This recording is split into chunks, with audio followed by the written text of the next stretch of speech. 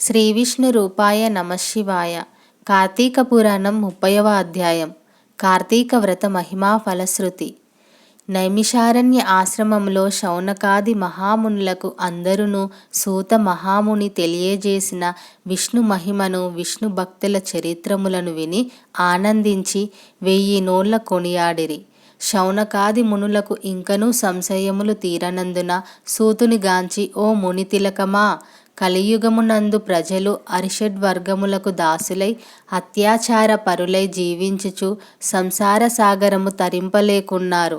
అటువంటి వారు సులభముగా ఆచరించు తరణోపాయము ఏదైనా కలదా? ధర్మముల అన్నింటిలో మోక్ష సాధనకు ఉపకరించు ఉత్తమ ధర్మమేది? దేవతలు అందరిలోనూ ముక్తి నొసంగు ఉత్తమ దైవమెవరు? మానవుని ఆవరించియున్న అజ్ఞానమును రూపుమాపి పుణ్యఫలమిచ్చు కార్యమేది? ప్రతి క్షణము మృత్యువు వెంబడించుచున్న మానవులకు సులభముగా మోక్షము పొందగల ఉపాయమేమి? హరినామస్మరణ సర్వదా చేయుచున్న మేము ఈ సంశయములతో ఉన్నాము కాన దీనిని వివరించి తెలియజేయుమని కోరిరి. అంత సూతుడా ప్రశ్నను ఆలకించి, ఓ మునులారా, మీకు కలిగిన సంశయములు తెలుసుకొనవలసినవి. కలియుగమందలి మానవులు మందబుద్ధులు. క్షణిక సుఖములతో నిండిన సంసార సాగరమును దాటుటకు వీళ్ళు అడిగిన ప్రశ్నలు మోక్ష సాధనము కాగలవు. కార్తీక వ్రతము శ్రీమన్నారాయణకు ప్రీతికరమైన వ్రతము.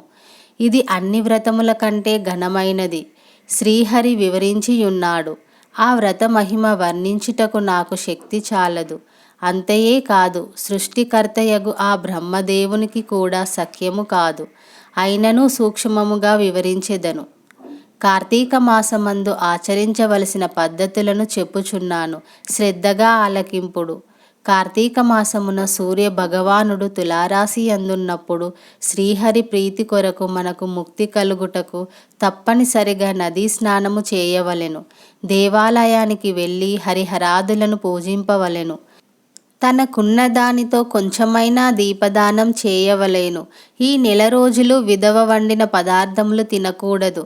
రాత్రులు విష్ణు ఆలయమున కానీ శివాలయమున కానీ ఆవు నేతితో దీపారాధన చేయవలెను.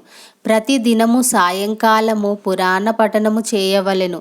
ఈ విధముగా చేసిన సకల పాపముల నుండి విముక్తులై సర్వ సౌఖ్యములను అనుభవింతురు. సూర్యుడు తులారాశి అందున్న నెల రోజులు ఈ విధముగా ఆచరించువారు జీవన్ముక్తులు అగుదురు. ఇట్లు ఆచరించుటకు శక్తి ఉండి కూడా ఆచరించక గాని, లేక ఆచరించు వారులను ఎగతాళి చేసినా గాని, వారికి ధన సహాయము చేయువారికి అడ్డుపడిన వారును అందు అనేక కష్టముల పాలగుటయేగాక వారి జన్మాంతరమందు నరకములో యమకింకరుల చేత నానా హింసల పాలు కాగలరు. అంతేగాక అట్టివారు 100 జన్మల వరకు చండాలాది హీన జన్మలెత్తుదురు. కార్తీక మాసములో కావేరీ నదిలో గాని, గంగా నదిలో గాని, అఖండ గౌతమీ నదిలో గాని స్నానమాచరించి ముందు చెప్పిన విధముగా నిష్ఠతో ఆచరించినను ఇహమందు సర్వ సుఖములను అనుభవించుటయేగాక జన్మాంతరమున వైకుంఠము వాసులగుదురు. సంవత్సరములో వచ్చు అన్ని మాసముల కన్నా కార్తీక మాసము ఉత్తమోత్తమైనది, అధిక ఫలదాయకమైనది, హరిహరాదులకు ప్రీతికరమైనది. కనుక కార్తీక మాస వ్రతము వలన జన్మజన్మల నుండి వారలకున్న సకల పాపములు హరించి మరుజన్మ లేక వైకుంఠమందగలరు. పుణ్యాత్ములకు మాత్రమే ఈ వ్రతమును ఆచరించవలెనని కోరిక పుట్టి దుష్టులకు, దుర్మార్గులకు, పాపాత్ములకు కార్తీక మాసమన్నా కార్తీక వ్రతము అన్నా అసహ్యము కలుగును. కాన ప్రతి మానవుడు ఈ పరమ సత్యమును గ్రహించి ఇటువంటి పుణ్యమును చేతులారా విడవకుండా ఆచరించవలెను.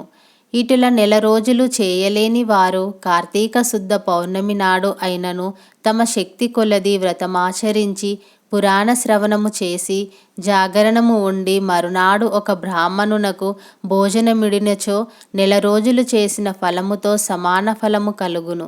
ఈ మాసములో ధనము, ధాన్యము, బంగారము, గృహము, కన్యాదానములు చేసినచో ఎప్పటికినీ తరగని పుణ్యము లభించును.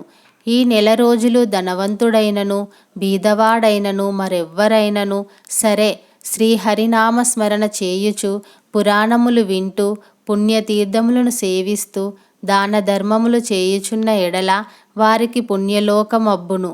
ఈ కథను చదివిన వారికిని మరియు వినిన వారికిని శ్రీమన్నారాయణుడు సకలైశ్వర్యములు ఇచ్చి వైకుంఠ ప్రాప్తి కలుగచేయును.